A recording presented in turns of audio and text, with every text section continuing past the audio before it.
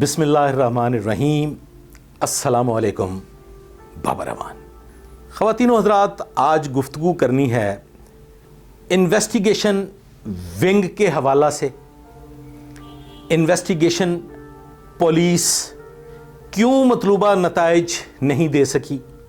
Investigation wing کے ساتھ کیا ایسا المیہ ہوا کہ انویسٹیگیشن ونگ آج تک اپنے قدموں پہ کھڑا نہیں ہو سکا؟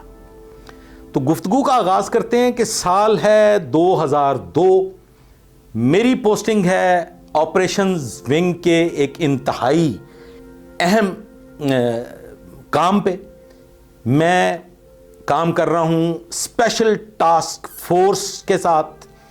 یہ اسپیشل ٹاسک فورس تشکیل دی گئی آپریشن ونگ کی جانب سے، جس کے سربراہ مقرر ہوئے شہید کیپٹن احمد مبین، وہ ایس پی ماڈل ٹاؤن تھے۔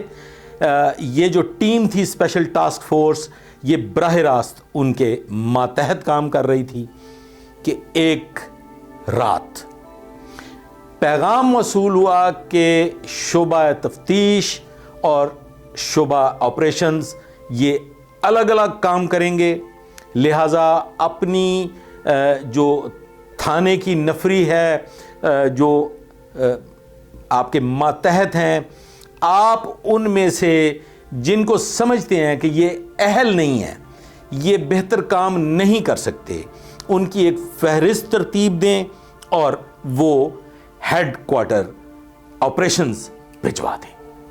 خواتین و حضرات، یہاں میں بتاتا چلوں کہ اس سے قبل بھی جب کوئی ایسا ٹاسک ترتیب دیا جاتا تھا جس میں کوئی ریزروز بنتی تھیں یا نفری کسی اور ونگ کو دینی ہوتی تھی، جو کہ چھوٹے موٹے ونگز اکثر پولیس میں بنتے رہتے ہیں چھوٹے موٹے ٹاسک کے سلسلہ میں، تو محرر کی سطح پہ اور ایس ایچ او کی سطح پہ یہ پریکٹس تھی کہ ان کو بھجوایا جائے جو کسی کام کے نہیں ہیں، جو فارغ ہیں، جن کے چلے جانے سے نہ رہنے سے فرق نہیں پڑتا۔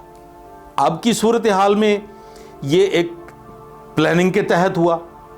شعبہ آپریشنز جو تھا، آپریشن ونگ کے جو سربراہ تھے، وہ بڑے مضبوط سربراہ تھے اور وہ بڑے سیاسی اثر و رسوخ رکھنے والے ایک بڑے تگڑے پولیس آفیسر تھے، جبکہ انویسٹیگیشن ونگ کے جو سربراہ مقرر ہوئے وہ انتہائی شریف النفس، ایک انتہائی معصومانہ لہجے والی شخصیت آپریشن سے انویسٹیگیشن ونگ کی سربراہی انہیں سونپی گئی۔ فہرستیں ترتیب دی گئیں، وہ افراد جو کسی کام کے نہیں تھے، جو نکارہ تھے، نکمے تھے، ان کی لسٹ بنا کے آپریشنز ونگ ہیڈ کوارٹر بھجوائی گئی اور فائنلی ان کو انویسٹیگیشن ونگ میں تعینات کر دیا گیا۔ خواتین و حضرات، یہ وہ اولین سطح پہ ہونے والا المیہ تھا جو آج تک انویسٹیگیشن ونگ کے لیے ایک باعث تکلیف بنا ہوا ہے۔ انویسٹیگیشن ونگ آج تک وہ نتائج نہیں دے سکا جو اس کی بنیادی طور پہ روح تھی، جو انویسٹیگیشن ونگ قائم کرنے کے لیے کیا گیا تھا، جن چیزوں کو مد نظر رکھتے ہوئے انویسٹیگیشن ونگ ویسا کام سر انجام نہیں دے سکا۔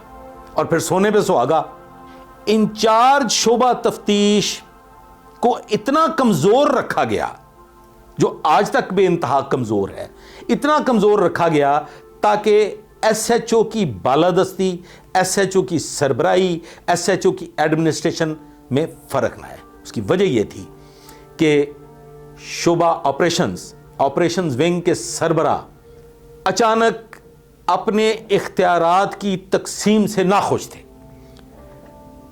یقیناً کوئی بھی شخص نہیں چاہتا کہ اس کے اختیارات میں کمی واقع ہو، اور پھر اگر اچانک کسی بھی قانونی شکل میں، کسی بھی قانونی صورت میں اختیارات میں کمی واقع ہو جائے تو وہ کوشش کرتا ہے کہ میرا ونگ باہر طور پہ مضبوط رہے۔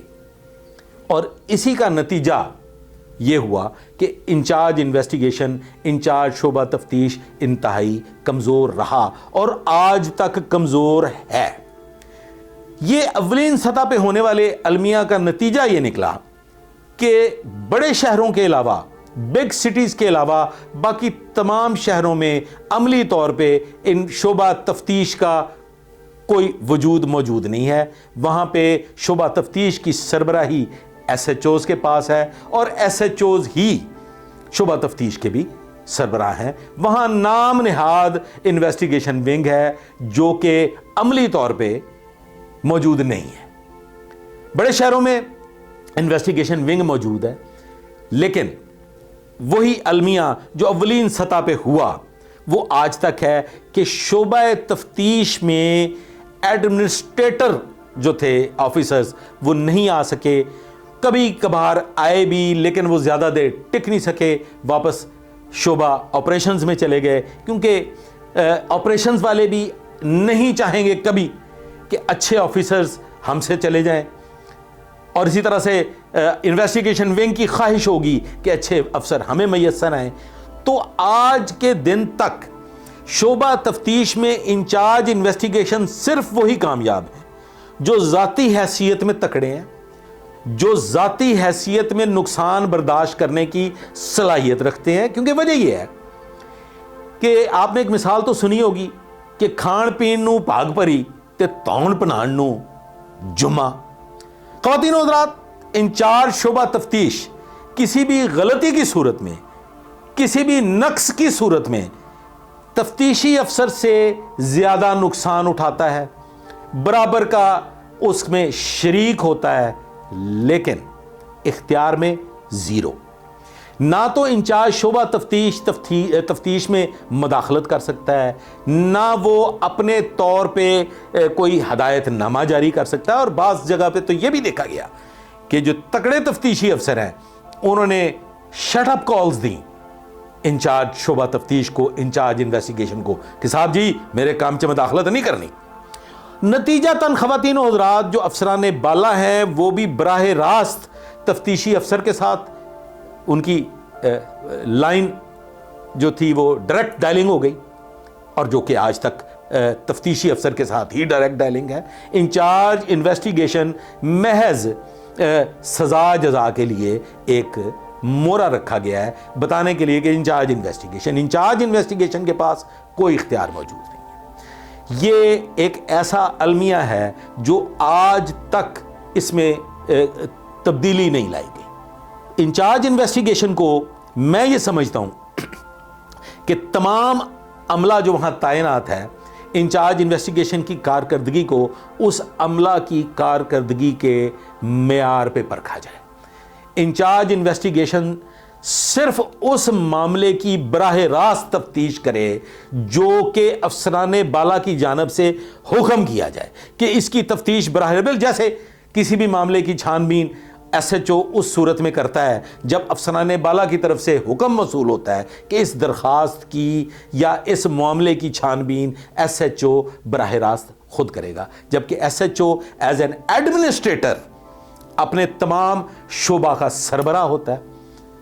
اس کے بعد جو المیہ ہے وہ یہ ہے کہ جو چلانی اختیارات ہیں وہ آج بھی ایس ایچ او کے پاس ہیں، جبکہ وہ چلانی ضمنی تحریر نہیں کرتا، وہ چلانی ضمنی پہ صرف دستخط کرتا ہے. تو پھر اختیارات اس کے پاس کیوں ہیں؟ میں یہ سمجھتا ہوں کہ چلانی ضمنی کے اختیارات اگر انچارج شعبہ تفتیش کو دے دیے جائیں قانون میں ایسی ترمیم کر کے، تو انچارج شعبہ تفتیش ایک معیاری عہدہ بن سکتا ہے. اور جب کسی بھی شعبے کا، کسی بھی ونگ کا، کسی بھی ایک آرگنائزیشن کا سربراہ مضبوط ہوتا ہے تو پھر اس کا جو ونگ ہے وہ بہتر نتائج لے کے سامنے آ سکتا ہے. انچارج شعبہ تفتیش میری نظر میں آج تک بس ایک سینئر تفتیشی افسر ہے جو دیکھنے میں تو انچارج ہے لیکن وہ سپاہی نالوں پیڑا ہے. نہ تو وہ اپنے ماتحت عملہ کے کام کی نگرانی کر سکتا ہے کیونکہ اس کے پاس وقت ہی نہیں ہے.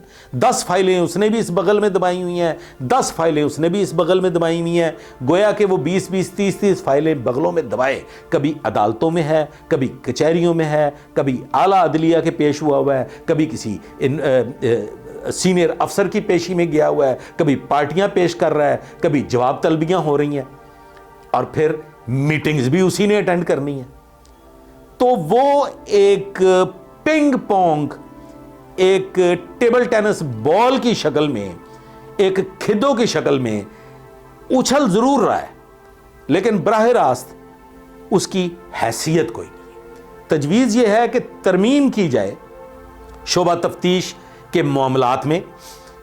चलानी ज़िमनी 173 की जो रिपोर्ट है उसका इख्तियार बराह रास्त इंचार्ज शोबा तफ्तीश के पास होना चाहिए, ताकि इंचार्ज शोबा तफ्तीश अमली तौर पे अपने मातहत अमला की निगरानी भी कर सके और काम को बराह रास्त चेक भी कर सके।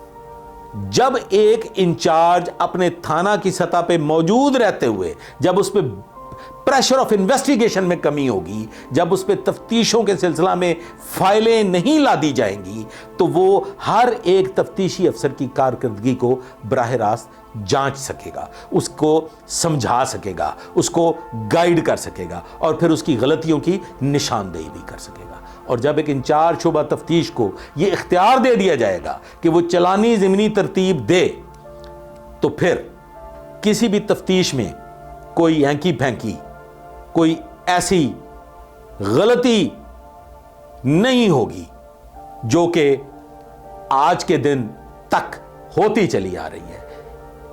तफ्तीशी अफसर बराह रास्त तफ्तीश मुकम्मल करके वले नल चुप चुपीते SHO को तलाश करके, कभी गश्त गुना तलाश करके, कभी किसी और जगह पे तलाश करके उससे 173 की रिपोर्ट पे साइन करवाता है और चालान सबमिट टू कोर्ट कर दिया जाता है। पता उस वक्त चलता है जब उसमें अच्छी खासी गड़बड़ेशन, एक वड्डी गलतौड़ हो जाती है। तो शोबा तफ्तीश को फाल बनाने के लिए, शोबा तफ्तीश को अहमियत का हामिल शोबा बनाने के लिए अफसरान बाला को सोचना पड़ेगा कि अव्वलीन सतह पे जो अलमिया शोबा तफ्तीश के साथ हुआ वो आइंदा ख़त्म कर दिया जाए। इसके लिए खा आइनी कानूनी तरमीम करनी पड़े, खा कोई नया ऑर्डर जारी करना पड़े, शोबा तफ्तीश को एक बाइख्तियार इदारा बनाए। बसूरत दीगर मैं अव्वलीन सतह पे भी यही कहता था, मैं आज भी यही कहूँगा कि ये अंडर वन रूफ होना चाहिए। SHO एक इंतहाई अहम ओहदा है, तफ्तीश के मामलात भी SHO के सुपुर्द होने चाहिए। ये तब्दीली तफ्तीश के जो जुगलबंदी है इसको भी ख़त्म होना चाहिए। SHO को इल्म होता है कि मेरा कौन सा ऑफिसर किस किस्म का काम कर सकता है। पहले ये हुआ करता था कि SHO के पास कोई आता था, वो कहता था जी मैं इस तफ्तीश से मुतमईन नहीं हूँ, ये तफ्तीशी अफसर गलत कर रहा है। SHO के अंदर का फिक्र ना करो, कोई मसला नहीं, बुलाओ गुलाम रसूल को, गुलाम रसूल तू तफ्तीश नहीं करेगा, तफ्तीश हाँ जी आप बताएं जी। वो कहते जी हम तो जनाब मुतमईन है, आप जिसको मर्जी दे दो। वो कहते जी आप परेशान नहीं होना, आपकी तफ्तीश अब्दुल रऊफ करेगा। अब्दुल रऊफ से मुतमईन नहीं होते थे तो अब्दुल रशीद। अब एक बहुत बड़ा भयानक किस्म की एक्सरसाइज बन चुकी है। आप तब्दीली तफ्तीश के लिए जितने धक्के खाते हैं, जितनी ख्वारी होती है, और उस वक्त तक पता नहीं कहां कहां तक शिकायत का अंबार लग चुका होता है। तो मैं ये समझता हूं कि या तो शोबा तफ्तीश को सिरे से ख़त्म कर दिया जाए और investigation operation under one roof हों, एक ही SP साहब हों, एक ही DSP साहब हों और एक ही SHO हो जो कि बराह रास्त अपने अमले की निगरानी करे और अवामुन्नास के लिए आसानियां पैदा हों। अभी तो अवामुन्नास के लिए परेशानियां ही परेशानियां हैं। पहले पर्चा दर्ज कराने दी परेशानी ते मुड़ तफ्तीश कराने दी परेशानी, तो दो जगह तजुर्बा होता है। मेरा ख्याल है कि मैं अपनी बात आप तक पहुंचाने में कामयाब हो गया हूं। अगर ये व्लॉग पसंद आया हो तो लाइक कीजिएगा, चैनल को सब्सक्राइब कीजिएगा, मेरी हौसला अफजाई कीजिएगा, दुआ में याद रखिएगा। अल्लाह हाफिज़।